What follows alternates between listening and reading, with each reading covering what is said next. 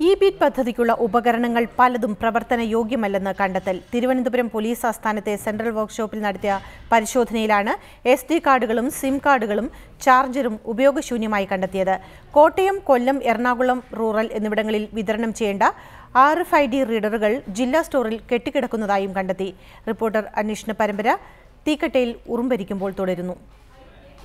E-beat പദ്ധതിയുടെ ഭാഗമായി 7 police ജില്ലകളിലും സ്ഥാപിച്ച ഉപകരണങ്ങൾ പോലീസ് ആസ്ഥാനത്തെ സെൻട്രൽ വർക്ക്ഷോപ്പിലെത്തിച്ചാണ് പരിശോധന നടത്തിയത്.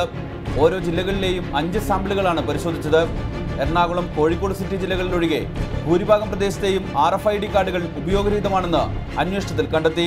വിതരണം ചെയ്ത 650 RFID കാർഡുകളിലും റീഡറുകളിലും 458 എണ്ണവും പ്രവർത്തനരഹിതമാണെന്നും കണ്ടെത്തിയിട്ടുണ്ട്.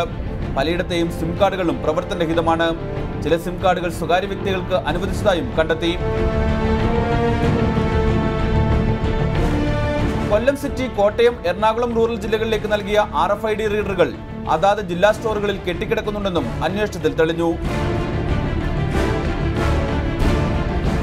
അതേസമയം പദ്ധതി പൂർത്തീകരിക്കും മുമ്പേ തന്നെ ഇ-ബീറ്റ് സിസ്റ്റം പ്രവർത്തിച്ചു തുടങ്ങിയെന്ന് കരാറുകാർക്ക് പല പോലീസ് സ്റ്റേഷനുകളിൽ നിന്നും റിപ്പോർട്ട് നൽകിയതും ക്രമവിരുദ്ധമാണെന്നും അന്വേഷണത്തിൽ തെളിഞ്ഞു.